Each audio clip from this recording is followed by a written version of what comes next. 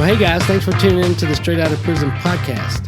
My name is James K. Jones, and this is my story. And this is Haley Jones, and this is his story that has now become a part of my story. So we're in season 3. We've made it to episode 4, and we're going to call this episode The Unraveling. The Unraveling. So basically, we're going to talk about how Everything things fell were apart. not as they appeared to be. Yeah. So I was, 4 months out of prison. You know, first 3 or 4 months I was out, it seemed like everything I touched was like, you know, everything just was going just so well. It was like I had the Midas touch. I mean, everywhere I went. You had the what touch? The Midas touch. What does that mean? That's an old, fairy tale about somebody that could touch things and it would turn into gold. Oh, okay. So everything up through that point was just working out so well. Mm-hmm. But like, for example, the job, the getting the house, everything, everything just was like bam. You were just bam. working the plan. I had the plan. I was following the plan, working the plan. Everything was just yielding incredible results, and I was so excited, and it was crazy. Kind of like the first day of a diet, just working it. It's doing. Then day 2, it's like it sucks. No, it was more than that. I was 4 or 5 months in before things started. I had I know. There were like red flags. I had stuff, but then, I was trying to think the best. In a lot of ways, I didn't know what I didn't know. Right. Especially about like the church world and privately owned restaurants and, just things I didn't know. But also, I mean, I'm curious to just jump into it because I'm wondering how much of this stuff is just real life stuff that looking happens back on to it everyone. Now, it is real life. Yeah. It's just what you navigate through. But I was a little starry-eyed. I was in a new city. I was in a new job and a new, straight out of prison, and I was, honestly, I just had so much energy, just like life. I'm ready to live life. I'm ready to do things. Yeah, after being locked up for almost 8 years. 7 years. 7 years. So what was the first thing that unraveled? Probably the church. It all happened at once, really. Really? Okay. But let's just start with the last good thing that happened was, I got my little duplex, and I had it for 2 months before I moved in because I was supposed to be at Shepherd's Fold till February the 13th was my 4-month mark. But remember, if you go a couple episodes back, Joel let me go early because he said that I was treating his program like a necessary evil, and right. I was ready to go already. I mean, it was time for me to go. I had an apartment, I had everything I needed, but then it wasn't quite ready to move in, so I stayed for 2 or 3 weeks at Tommy and Brenda's house. Mm-hmm. But then me being there every day, it was so easy to be there. It was, I had my own room, my own space, everything. It was a nice house. And they started floating the idea, you don't have to rush off. You don't have to rush off. And I was like, no, I have to stay with my timeline. So I was supposed to move in February. I got to move in February. I just, that's how I'm wired anyways. It is how you're wired, even to this day. Have the plan, work the plan, keep the plan. But some of the ladies at the World Victory Church thought it'd be nice to throw me a housewarming party. Because, I really didn't have much of anything. My mom had given me a washing machine and dryer, and then my dad had a bedroom suit that was at my granny's in Atlanta that his grandmother bought for him, and she told me when I was a little kid, he's going to give you this when you're old. So I had reminded his wife of that, my stepmother, Pat, when they got married. Was like, if you ever get rid of that, Granny Green said that was mine. So while I was in prison, they moved in a new house, and they put that over at my granny's because they thought probably I would go live with her. But then I didn't. But then, so I went and got, my bedroom suit from there. But that was all I had. I had a bedroom suit. I had a washing machine and dryer. Thank you, Mama. And a car. Yeah. So, but I didn't have much else. So the ladies wanted to throw me a housewarming party, and I thought that was cool. But then I was kind of weird because I was like, ain't that what you do when you get married? And they were like, no, you're starting your own home. You need for things. sure. That's a thing, for sure. So I was like, okay, let's do that. And then somehow it got out, at my job that I was having a housewarming party. Then all of a sudden, all them people wanted to come. So it turned into this huge event. And it was on a Sunday, and somebody brought food, and it was just, this was a little bitty dupe. It was a 2-bedroom, probably 700-800 square feet, and there was 30 people that came through there that day. But there was one of the assistant chefs that worked at Rossi's. He was from Italy, and he did not speak very good. He could speak English, but it wasn't like great English. And I remember him, his wife was the banquets director there, and she was American. She spoke good English, but he came up to me and was like, James, I really want to come to your party, but can you tell me, like, explain to me, like, what is, how do you say, warm house party? So I was like, no, it's a housewarming party. So what ended up happening was I didn't have to buy anything. They gave me everything. Oh, wow. Sam Abson, his wife, gave me a couch and a love seat. Like they bought it new, or was it used? No, some stuff was new, but like that stuff, it was like an old couch that, you know, they upgraded, and he wanted me to have it, so we went and got that. Me and Jimmy went over there and picked that up. Then there was a couple at the World Victory Church, Scott and Leslie Sides. They brought me their. It was a dining room table and chairs, a coffee table and end tables that she had grown up with. And oh, wow. It was, but her parents let me have it. They went to church there. It was just crazy, the stuff. And then, you know, towels and washcloths, dishes, everything. They gave me everything. They just set you up. One lady sent like a garbage can. This older lady that went to World Victory Church, she filled up like a garbage can, like a big outside garbage can, just full of stuff. Like she went and bought everything. Wow. So that was like a high point. Yeah.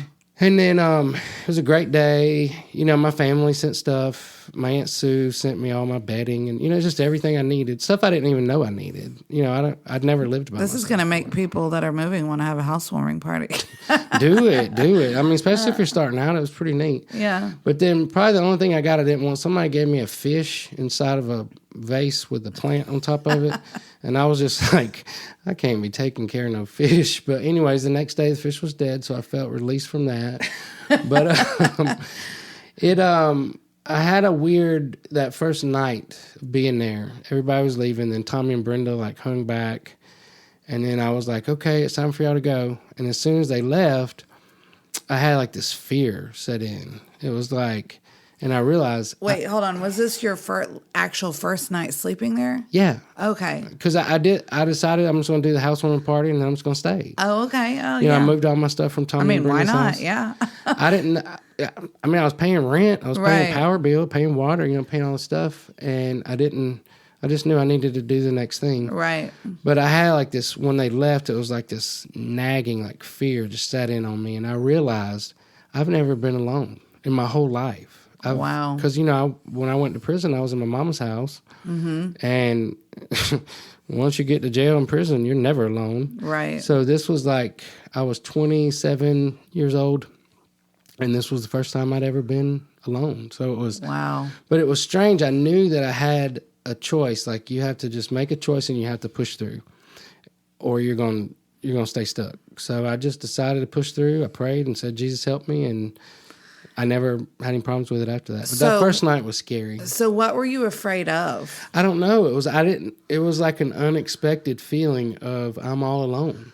now. Yeah. I guess it was just kind of a foreign feeling because you had never been in that place before. Like I'm out of the nest. There's nothing. I'm an adult. You know, go figure it out. Yeah. You got 2 bedrooms, a bathroom, a living room, and a kitchen. So, you know, go figure it out. So it was crazy. But then the next crazy thing that happened right after that, remember I told you that right before the day I was getting out of prison, that Chaplain Lindsay at Donaldson like got up in my face and told me, don't be trying to come back in my prison. And I was like, I'm trying to leave your prison. And he had said, you know, I know you want to, you got a velvet tongue, you got all these volunteers fooled, but you're going to have to prove me at least 2 or 3 years that you're doing the right thing before you ever ask to come back in here. And I remember I was just so aggravated with him. I think that was the end of the last season. Well, the Honor Dorm had a family night twice a year. They had one in February and one in like August, September. And there was one coming up in February, and it would be the first one that I didn't attend because I'd been a part of the Honor Dorm since we started it. But it was where people could have their families come in, they could bring food, and it was just a crazy, neat deal. But I got a call from Steve, and I was in between shifts at Rossi's, and he said, "You'll never guess what I have in my hand." And I said, "Okay, what do you have in your hand? He said, I have a piece of paper here that says James K. Jones is allowed to come into Donaldson Correctional Facility for family night as long as you're with me, as long as you're with Steve Longnecker. So I was like, wow. Did he like request that? I don't know. I mean, I'm not sure how that maybe, probably. Yeah. But it was to encourage the guys because, you know, it's one thing for them to hear, but another thing for you to see them and to be able to talk to them. Right. And so I'm 5 months out of prison, and I'm going 4 months out of prison, and I'm going back in. Wow. So that was crazy. But I got to go and spend the evening with them. Did you feel any kind of PSTD or no? PTSD. No. Like, you know, before going in? Not at all? No, I never have. No, I knew I was done. You know, I'm done with that. I'm just thinking, though, what kind of emotions or kind of, you know, that you felt going back in there and seeing probably a lot of the same guys. There must have been.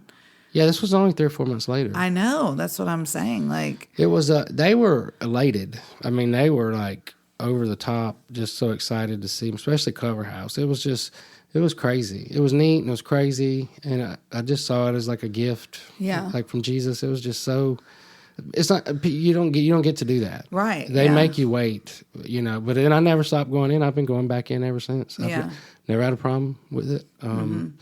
It was just pretty cool. That was just a neat little gift from that time. But then it seemed like, you know how they say things happen in threes? Yes. You know, and I try not, when storms start coming at you, I always try to think, okay, I don't believe in all that three stuff, but it does seem like when things start happening, it's like one thing, then another. Right. Well, the first thing that happened, like, gosh, it couldn't have been 2 or 3 weeks after I moved into my own apartment. There was some kind of controversy with Tommy at the World Victory Church, and I don't think I need to say what, but he had kind of a moral... Tommy, who you were living with. Yeah. Or had stayed with in the interim, yeah.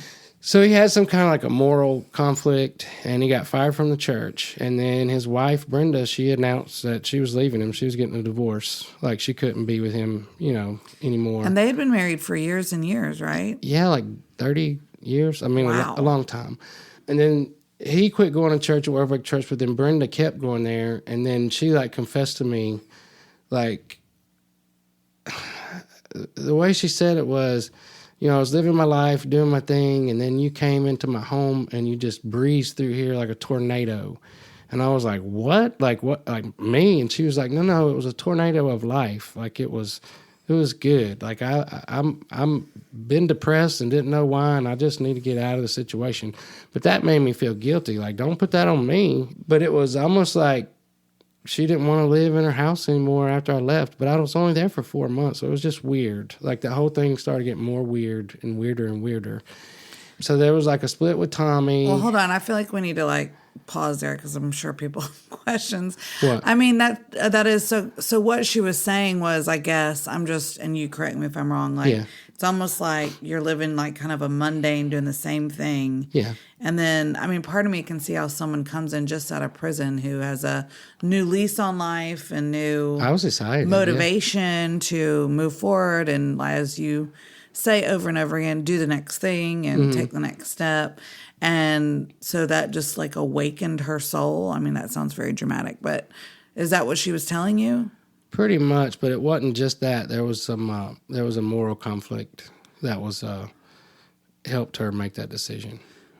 You mean between her and Tommy? Yes. Yeah. Okay. So I guess too, it just kind of made her stare truth what was really happening. Yeah, like she came to a place of... And needed to do something different. Like and I told you in the last episode, I started realizing like most of the stuff with Tommy was a facade. Mm-hmm. Like he had a wallpapering business and then he was a pastor at this church.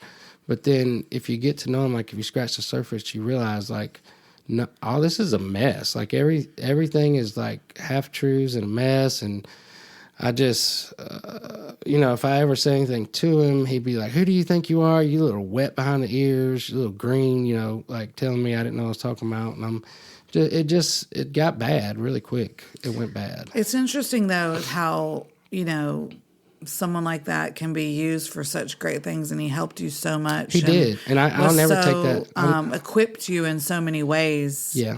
Tangibly. Believed in me, was there for me. Right, but he had his own issues going on. We all, on this side, we all have issues. That's what I'm saying. And that's one thing I love about, our pastor Chris, our pastor, like he says that everybody, when you go to church, you wear a mask because that's what you do at church. So you have to find people that you can get in relationship in small groups to take the mask off and be honest, because you can only be healed if you're honest. Like you don't have to tell everybody all your business, but somebody needs to know your secrets. Right. Because what do they say? You're only as sick as your secrets. Like you can't be free until you get the secrets out. But this was the late 90s, 2000s, like that. They weren't doing church like that then. It was all this big, grand, God is powerful and let's have church and let's just do all that. But I can see how, coming back to the Brenda thing, how you were just like, how it almost kind of made you feel like. I did. I felt bad. I didn't cause all this craziness. No, I didn't. Because I didn't. I knew I didn't. Right. Well, it was there before you got there. Yeah. I just kind of stepped into it. Right. But it was sad, but it, ended up, it worked out the way it was supposed to. Mm-hmm. But after that, I couldn't be in close relationship with Tom anymore. And there was something about him, like when he was helping me, like, I remember the first time my granny met him, she was like, "Who is that man? Is he your parole officer?" And I was like, "No, he goes to church with me." And she's like, "He thinks that he's in charge of you and that he owns you." I'm like, "Granny, nobody owns me." But I started like seeing that, like, as the more like freedoms I got, like he wanted some kind of like control over me. And, human nature is like that. Like when you, that's why I'm always careful if I do something for somebody, like if I help someone, you don't help people and then expect something in return. Like if you help people, you do it from a pure heart where I just want to help you. Because that was basically like he was trying to, he said he always wanted a son and God never gave him a son, gave him a daughter. I was just like his son. I was like, well, I don't know about all that. But it just got, it never did for me, but it got like kind of codependent for him. Well, it's so interesting you say that, because I do think this should be, I don't know, I just think it should be said in something that I've noticed, just how people's identity can be caught up in even being the helper. Yes. Or being the quote unquote savior. And then that almost makes you, because I've even seen this in your story and our story, as long as it's been since you've been out, it's almost like, I don't think it's intentional, but you become like a project that makes them feel valued or good about themselves. And like, you can just see how unhealthy that is when I'm saying it. But I think when you're in the middle of it, you almost like don't realize it's happening. No, you don't. Like, I'm not saying you've talked about taking on the identity of a prisoner and then taking on like, I'm coming out of prison. But I think, and I've been guilty of this, taking on an identity of like, oh, I'm the helper. I'm helping them. I'm the person who got them out and got them started. And it's bad. And that becomes like enmeshed in the identity, which I think is not healthy, which is what you're saying. Yeah. And so it came to a place where that had to come to an end. Right. And then right after that, the job thing kind of came to an end because okay, but you were loving the job, so what happened there? I was living my best life. I was learning how to wait tables. I would even go back there and cook with the chefs and stuff because, I'm always be cooking. Right. But I was doing banquets. I was learning. I was just so much that I learned there. It was crazy. And also I was making a ton of money. So why did that unravel? What happened? Well, something happened with the Nabil. He was the dining room manager guy. I can't remember. He quit or got fired or something, and they hired a guy. His name was John Bertolini. He would end up becoming like one of my closest friends even to this day. I don't see him as much as I used to, but he was my boss. At first, he was the general manager of Rossi's. He was like one of those guys that had went to school to be a restaurant manager, was used to being in corporate places, very talented, very smart. He knew the restaurant business inside and out, and they basically brought him in to clean up, the mess. It was, some of the stuff was a mess because Nabil was like a people person. Like he was, figure the rest out. But they hired him and he came in and he was there for like 3 or 4 months, and we became like close friends. But it never really crossed like the boundary of him being my boss. But there was just a lot of mess, and he would always call on me to help him. And I remember one time a conversation that he and I had. We were short, and we had these banquets and all this stuff going on, and he was just like in a panic. And I was like, I told him about the honor dorm, like how we came up with a plan to make it work. And I said, I've learned, we can if we have a plan, we can figure it out with the people we got, and we can execute it and do it. And he looked at me like I was crazy. And I was like, no, let's just sit down. We only had like an hour. Let's come up with a plan. And we did. And we killed it, knocked it out of the park. And I think I made like $500 that night, and so did the other servers. But after that, he was just like, I don't know, like he was. Come on, if you did know. Because that sounds great, so I'm confused. He felt like after that, he was like, James kind of knows what he's talking about. But it wasn't that I knew anything about the restaurant business or waiting tables. I just knew that if you're in a fix, that if you can come up with a strategy and a plan, you can make it work, and it did. And it was a respect thing. He respected me after that. Okay. But then something happened right after that where Nabil wanted to come back, and they fired John Bertolini, and it was just awful just watching. And he was my friend by that time. And then, I had these problems with John Ed Willoughby because of the girlfriend and all the stuff.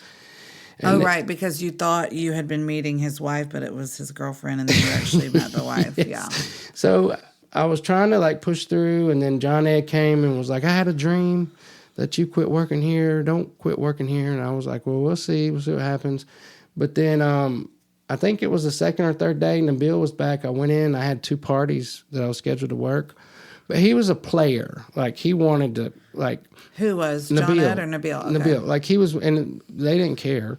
It was like he would find these girls that he wanted to be, in relations with.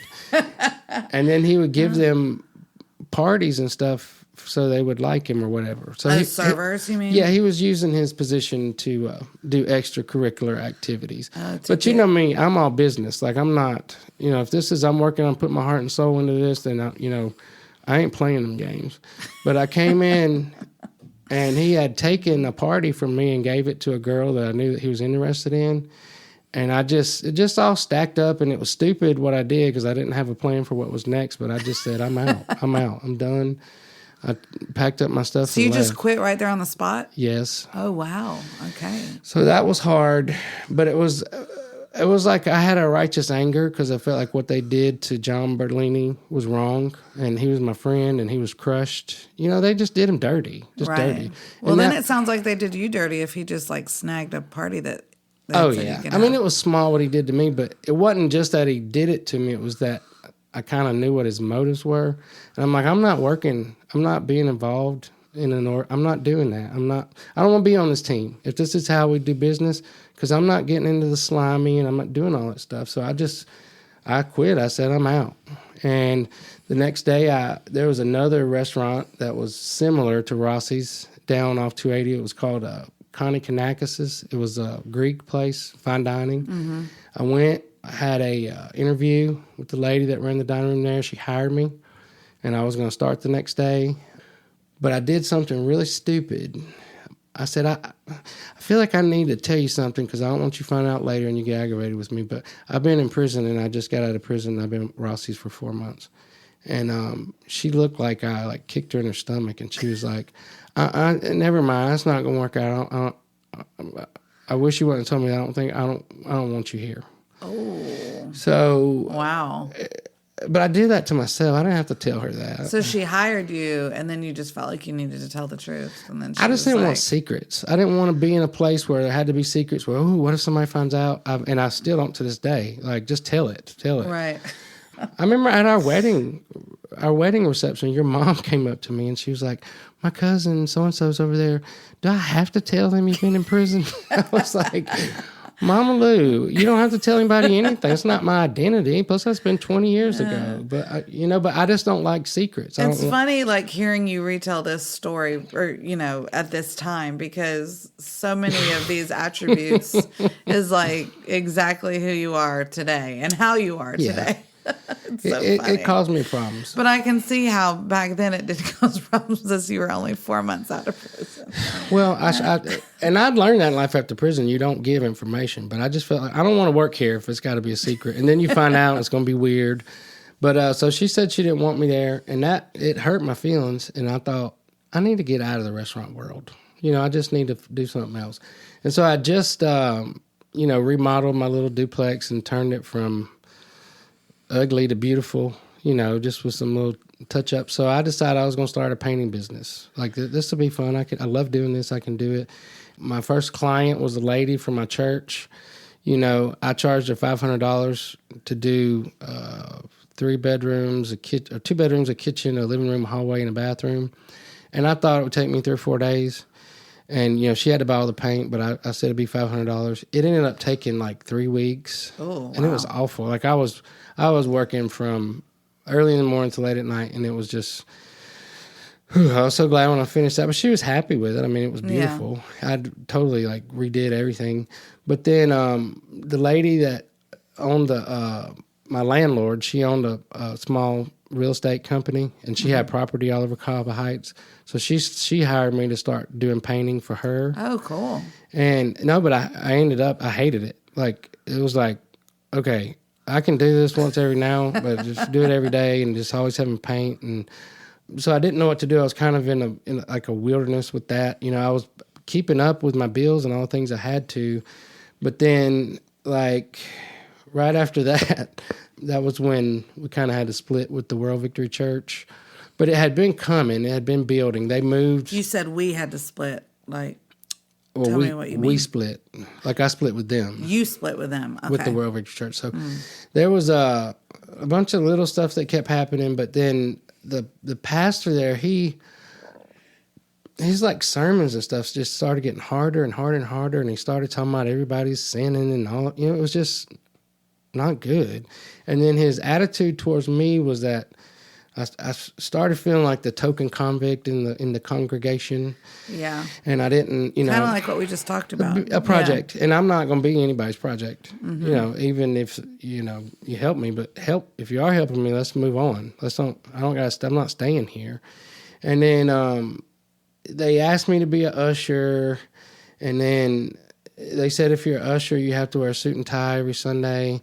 And it started getting hot, and it was just, it seemed... It started getting hot. No, but come on now. In June, July, you got to put on a 3-piece suit to go to church, and it's sweaty, and it just was not working out. And then, but the church was also not growing. It was like shrinking. Mm-hmm. So, but they would do this big like thing where they would, they had all these people up on the stage, and he would preach, and they would sing and holler and do all that stuff.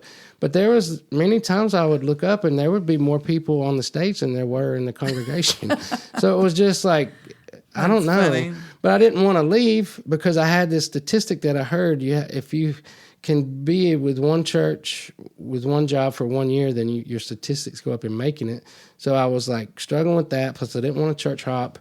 But then it kind of came to a head when they did a special church service where they had a visiting traveling person that came in. Mm-hmm. His name was Tim. I don't remember his last name. So a visiting traveling person, like for those of us that... I don't know. He like went around from church to church and put on services. Like spoke or whatever? Oh, he did more than speak. They say that he was a prophet. And a prophet, if you don't know what that is people that can tell you things that God is saying to you. But he also said that he was an anointed psalmist. And I was like, what does that mean? And somebody that was next to me was like, it means he writes his own songs from the Lord. So I was like, okay. And then out in the lobby, he was also had a clothing business with Christian symbols on them. So let's break this down. He was a prophet. He was a prophet. He was a songwriter. A.k.a. anointed psalmist. Singer. He also had a clothing line. It's called Zion Clothes or something. Some religious thing attached to it. But they were like was like, ain't nobody finna pay $80 for no pair of jeans, especially looking like that. Were they anointed jeans? Were they? He said they were, but I'm not into all that. So he started off the night with a little message, then he was going to do the prophecies. So that means everybody's supposed to walk up there and he's supposed to tell you something. So I walked up there and he like laid his hands on me and like took a deep breath and shivered and was like, I have a word for you, Brother James. So I was like, okay. And I was like sincere, like I'm waiting on my word. And he was like, I see a book opened. The book is opened from Birmingham to Montgomery. The interpretation of this vision is that you shall preach the gospel from Birmingham to Montgomery and from Montgomery to Birmingham, but nowhere else. And I was like, what does that even mean? Like, none of this is, and I've studied, I have teaching, like they say, if somebody gives you a prophecy, you either know it's right or it's not. And if you know it's not, then you're not supposed to even think about it. So I went back and sat down and was like, well, maybe he's, good for somebody else. Maybe Jesus don't want to tell me anything tonight. But he started singing a song, and the song was about the anointing, and that's what they call like when God's presence comes down. And the anointing in the Old Testament, they did it with oil. So that's like how some of these...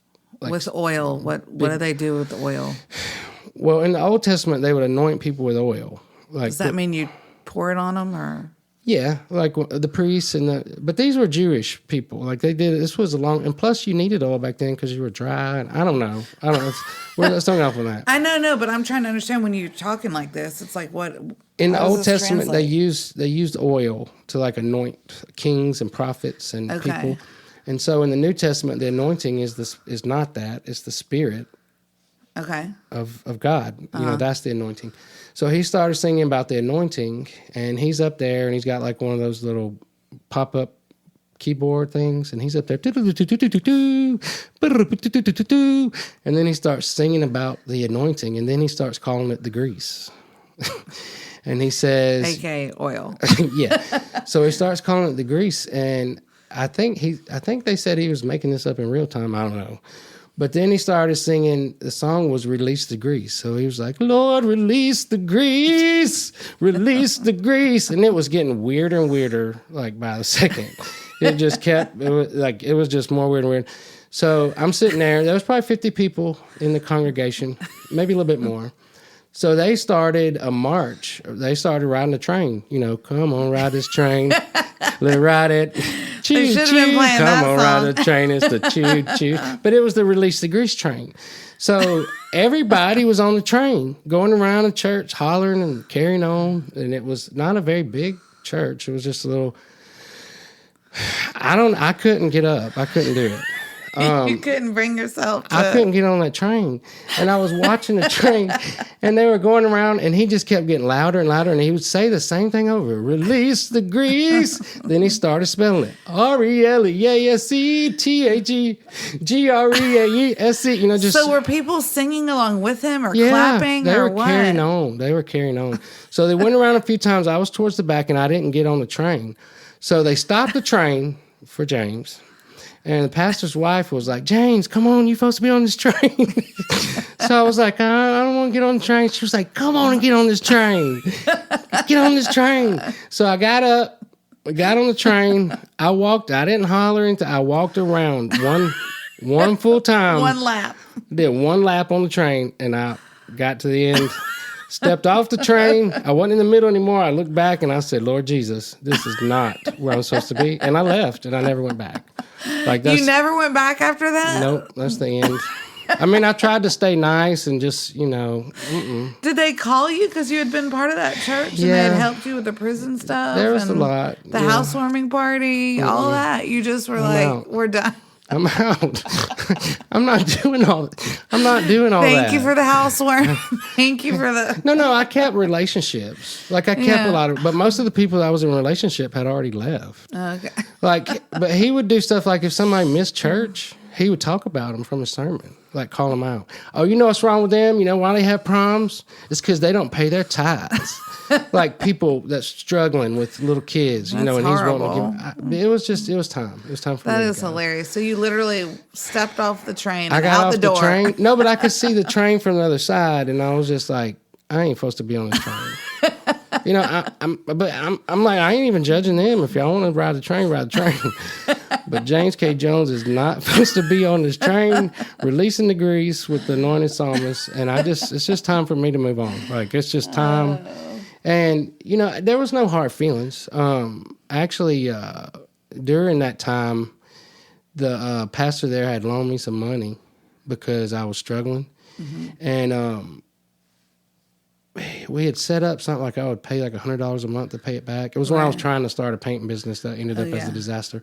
But I mailed him a check every month, you know, just like I said I would. Uh-huh. And then at the end, I got a really glowing letter from him. And he was like, you beat the statistics. You know, you did what you said you were going to do. And I'm so proud of you. And I don't have any hard feelings towards him. Right. It's just, I'm not into all that. You just weren't supposed to be on that train. No. And I really don't feel like I was supposed to be a part of that church because it was going in a different direction. Yeah. But okay, so my relationship with Tommy fell apart. My job fell apart. Then I tried to start a business that fell apart. Then my church fell apart. Mm-hmm. And then Steve came to me. You know, I was still meeting with Steve like once a week. But he said, you got to stay connected in a community of believers. And so I was like, I don't know nowhere to go. Like he said, well, why don't you come hang out with me for a little bit? And I said, no, I don't like your church. I don't like the dog biscuit people and Habby and all them, Joel. The dog biscuit people. You don't remember last time the lady, that was the first time I went to Steve's church, she stood up at share time and tried to sell dog biscuits. Oh, yeah. It's like, I'm just not into all that. It's not my, you know, and he was like, look, I'm not asking you to stay. You don't have to stay. But you got to be connected somewhere. You're connected to me. Just do this for a little while till you can, like clear your head, figure out what you want to do next. And I'm here and I'll support you. Mm-hmm. But he said you have to be plugged in a community of believers. Yeah. Like you have to. You can't just not go to church. And I was like, I know that, but it's just I don't want to go to that church. Right. But I felt like I didn't have anything else to do, so I went to his church, and I didn't care for it. But then there was that whole thing about, you know, I still had, you know, like was interested in his daughter. But then... Oh, yeah, the sparks had flown. Yeah, but then right after I started going to this church, she got engaged to her little boyfriend. Oh, okay. So that was rough. I mean, it was like, well, I don't know. It was just a depressing time. Yeah. So all that stuff, my first 3 or 4 or 5 months started feeling like, you know, where I thought I had like the Midas touch and everything was great. And I'm, hey, how you doing? It all just landed where everything just fell apart. It was like you were done with the honeymoon period of coming out of prison. Now it's time to get into real life. Right. And then that just led me to, you know, honestly, that first summer I was in a deep depression. You know, I lived by myself. I was by myself. Mm-hmm. I think the first thing that really shocked me was I didn't have any air. And I didn't know. Air conditioning? No, I didn't know I didn't have any air. I remember there was one of those, it was a small apartment and the heat was like one of those little furnaces that was in the hallway that kind of heated up the whole house. Oh, because you moved in February. Yeah, I didn't. But I didn't have any air. There was no central heating and air. And the first day it got hot, I was like, what is happening? Did you have a window unit? No. Oh, my gosh. It was if you wanted one, you had to go get your own. They didn't supply anything. I had to go get my own refrigerator, my own stove. And so now I found out I had to go get my own AC. So that was weird. And I didn't really understand how window units worked. And, you know, by that time I was struggling financially. Right. And so I went to Walmart or somewhere and bought one. And put it in I thought if I'm going to be hot, I don't want to be hot in my bedroom. Right. So I put one in the bedroom. Eventually I got one for every other room. Yeah. But it was depressing. And, yeah, that is. Whew. You know, here I was, this hot summer of 2000. I had no air. And what were you doing for money at that point?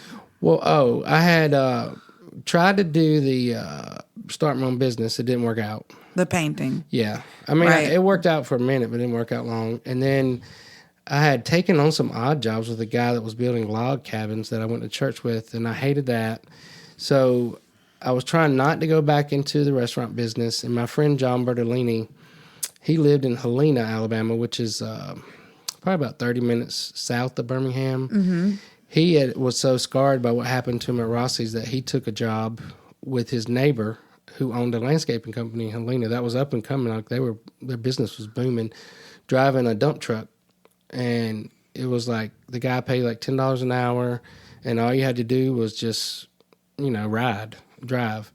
And he told me, talk to the guy, and he wanted me to come give that a shot. Plus he knew I liked working the yard. And I do. I love working the yards, love doing landscaping. So I thought, maybe that's something I could try. I didn't need a lot of money, but it was nice to have it. Right. Like my household bills weren't that much. My rent was only like $300 a month. Right. But so I took the job thinking, okay, I got to figure out, what's next. And I was feeling like, I'd always thought I was supposed to be like involved in ministry and helping people and doing something. And none of that was working out. And so I thought, well, if I can do drive the dump truck, I'll just start studying with tapes and stuff while I'm doing that. Mm-hmm. And I drove the dump truck for one day. It was basically you had to go somewhere and they had to fill it up and then you had to bring it back and dump it out.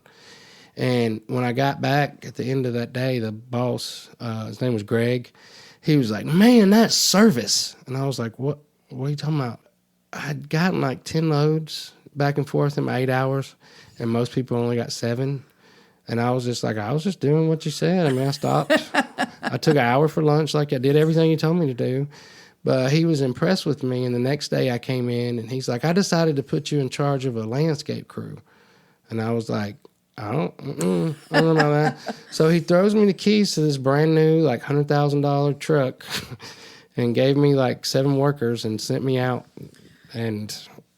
Did you know what you were doing? No, I did not. I didn't know anything about it, but he just said, I know you can figure it out, and I'm here. He gave me walkie-talkies.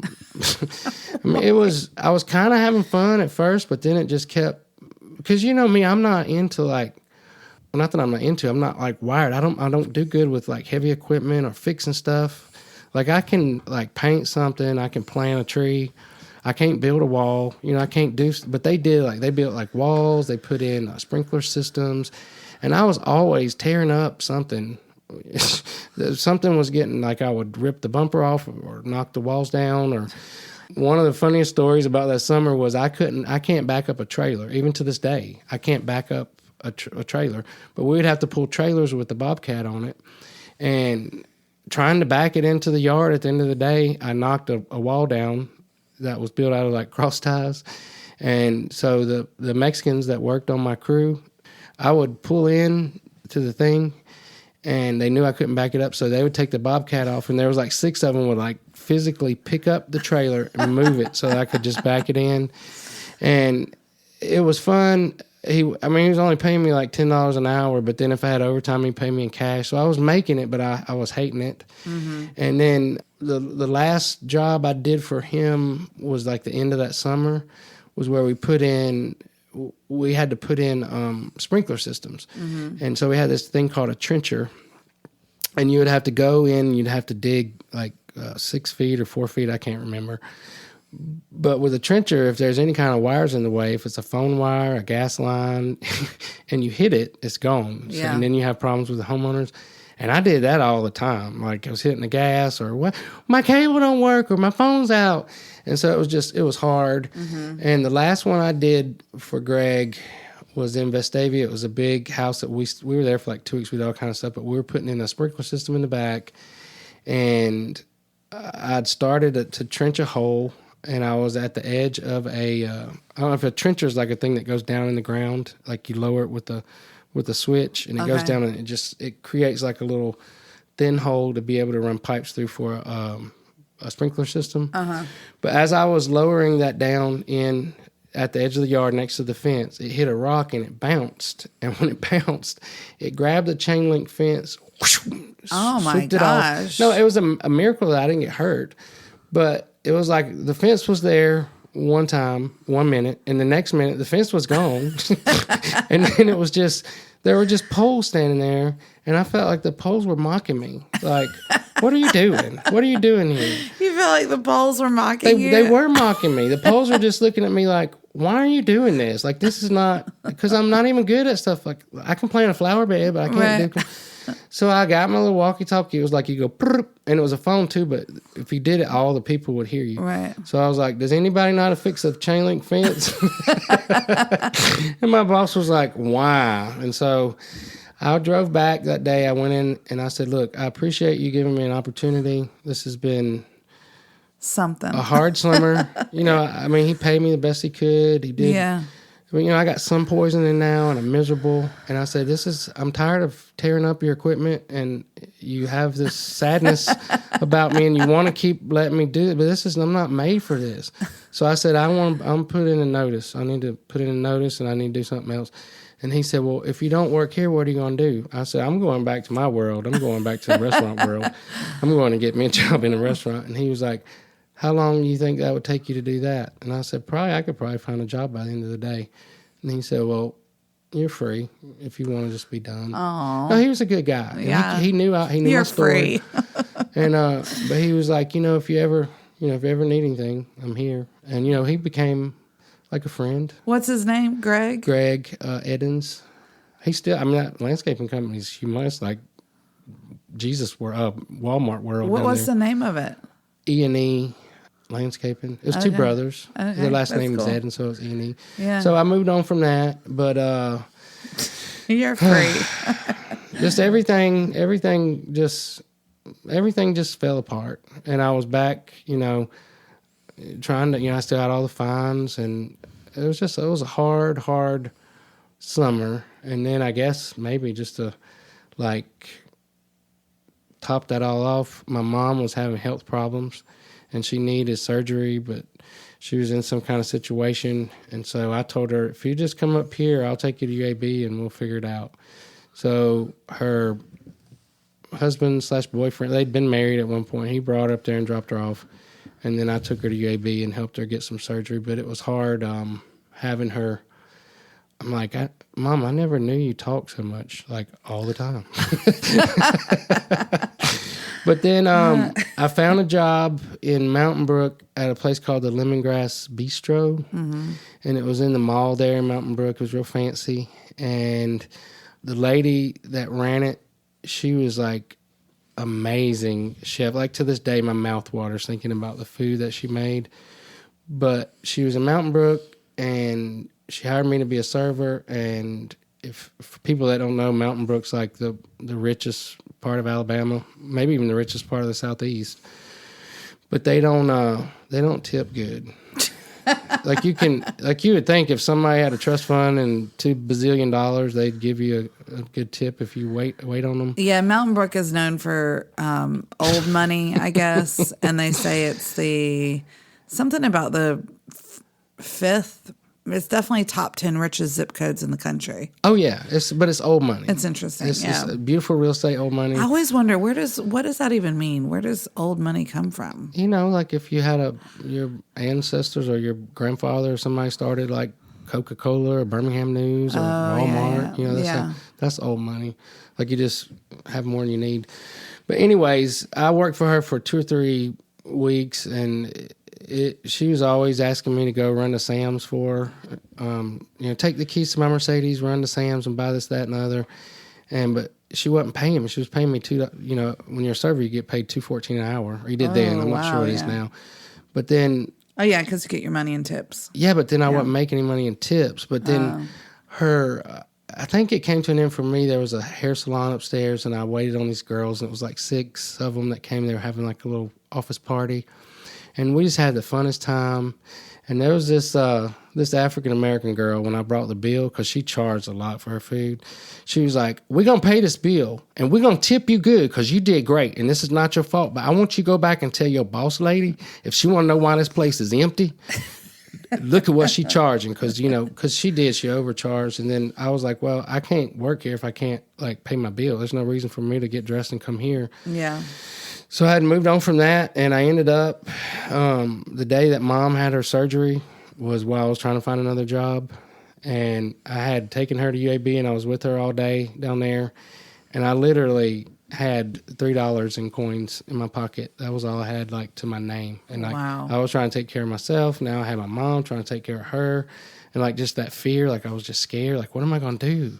But it's like I knew I just needed to keep stepping, and I never missed anything. I never missed a rent payment or a bill or a fine. I made it through, but it was so But hard. in that moment, you literally had $3 to your name.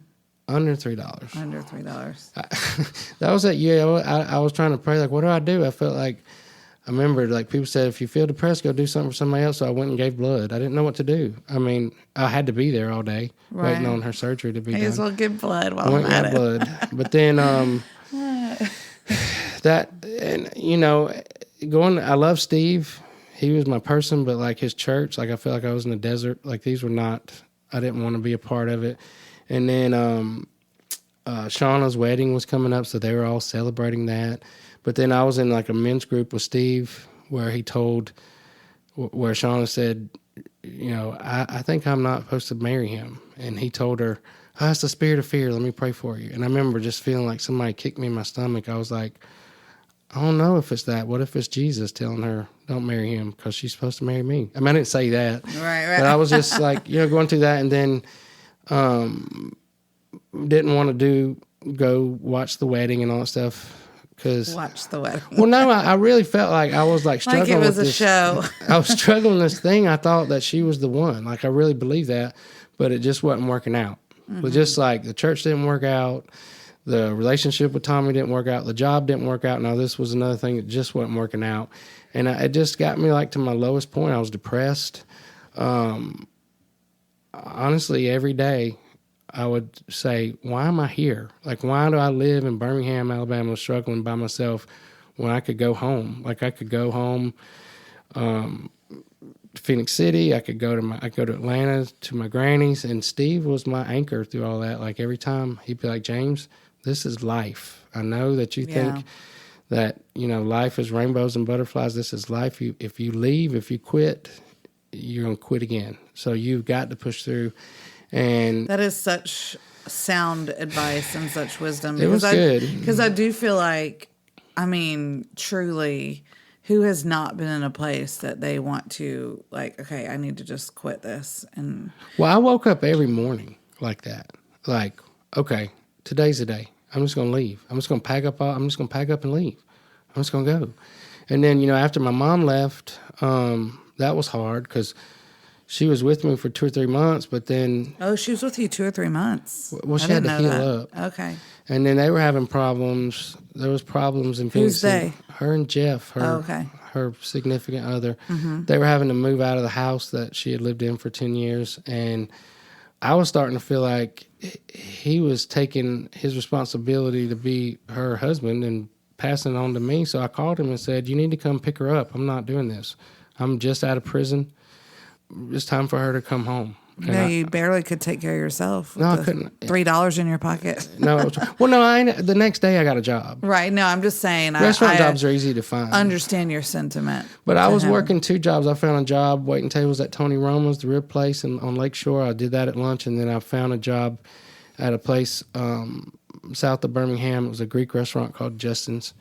But I worked lunch at Tony Roma's. I worked dinner at Justin's. It was like steak and seafood, but the guy that owned it, he was like a hot-headed Greek, and he had all these ideas, and he wanted all women to work lunch and all men to work dinner.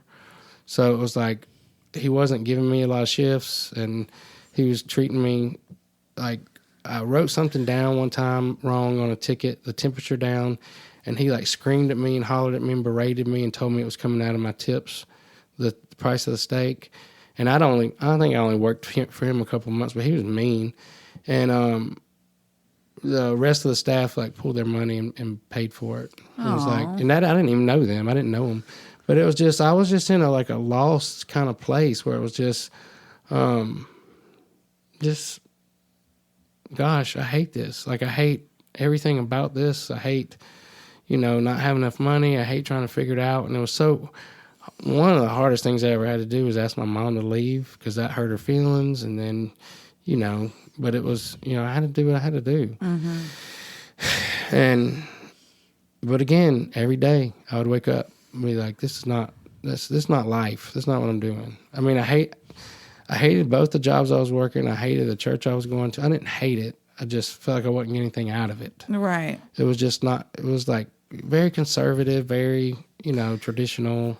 Well, it's interesting. I mean, as you describe this, I feel like this. I've heard this so many times, and quite frankly, felt that so many times for myself.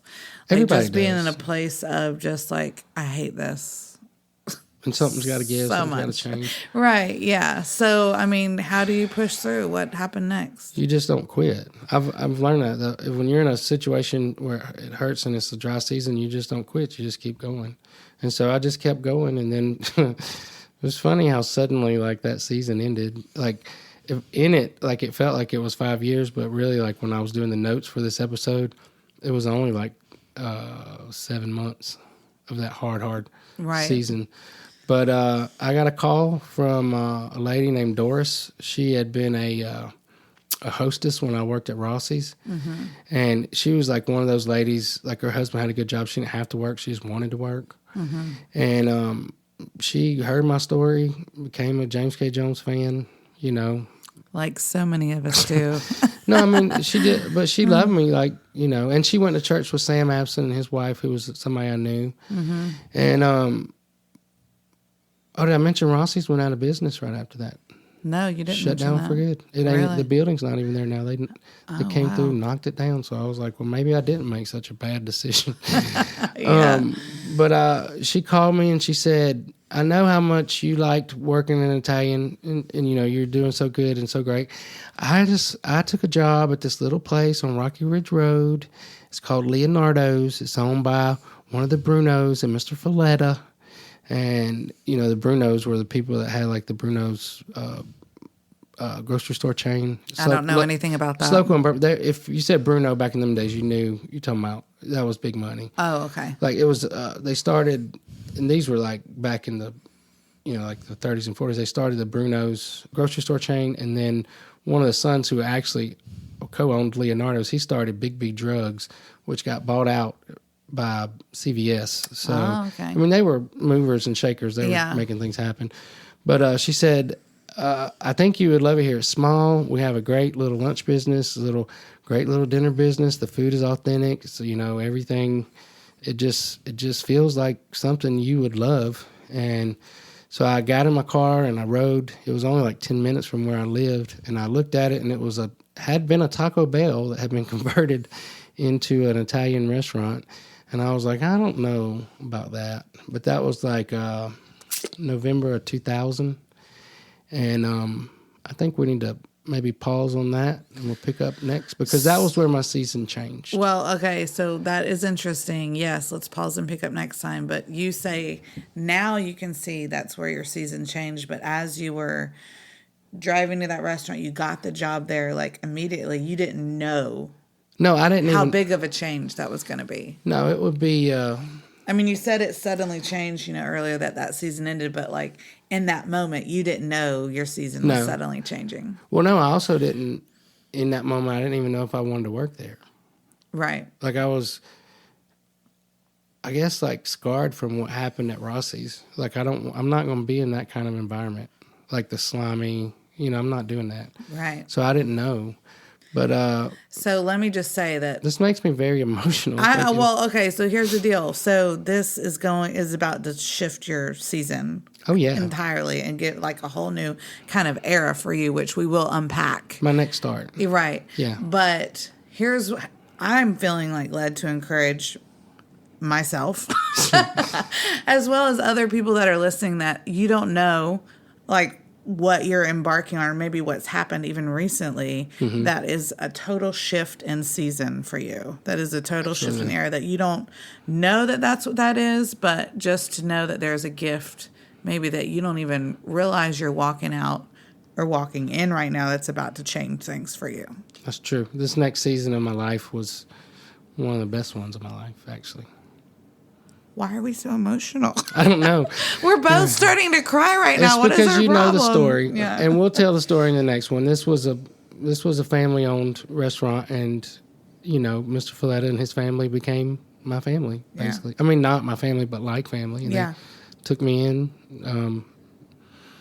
He had a background similar to mine, not quite, but he had been a big time attorney in Birmingham, and there had been something happened with a judge where the feds were investigating some kind of fraud or something, and the judge committed suicide because I think there's some shady stuff going on, and somehow Mr. Falletta's name got caught up in all this, and he ended up getting charged with something that he didn't do, but because he was a lawyer, he knew if he made a deal that it would ruin his life, so he went to trial. But when he went to trial, he lost, and he had to go to federal prison for a couple years, and then when he got out, that's when he started Leonardo's. I actually did not even know that part of the story. Really? Yeah. That was our first thing that really like connected us. Was I was straight out of prison, but so was he. I did not know that, but we will talk about that more. I know we're getting a little bit ahead of ourselves, but yeah. So we'll just entitle the next episode Leonardo's. That was a life-changing season for me. And just to know that whatever season you're in, if it's a hard one, things can change suddenly. In an instant. Yep. All right, guys. Well, thanks for tuning in. We'll see you next week. And anything else? Thanks, guys. That's it. Bye. Hey, guys. Thanks so much for tuning in to the Straight Outta Prison podcast. For more exclusive content, head over to our website, teamjones.co/podcast. Yes, you can subscribe by clicking on the Become a Patron button, and that's going to get you access to our For Real Reel, which is very different than the Highlight Reel. Some very juicy content there. Good stuff. Or you can look us up on Facebook and Instagram, Straight Outta Prison Podcast. Yes, that takes the story to a whole new level where you can see some of the people that James talks about in his story and see some of the places that he's been. I've been loving it, and you will too. Prison recipes. Yeah, all the things. Good stuff. We'll see you soon, guys. Thanks. Bye. Bye-bye.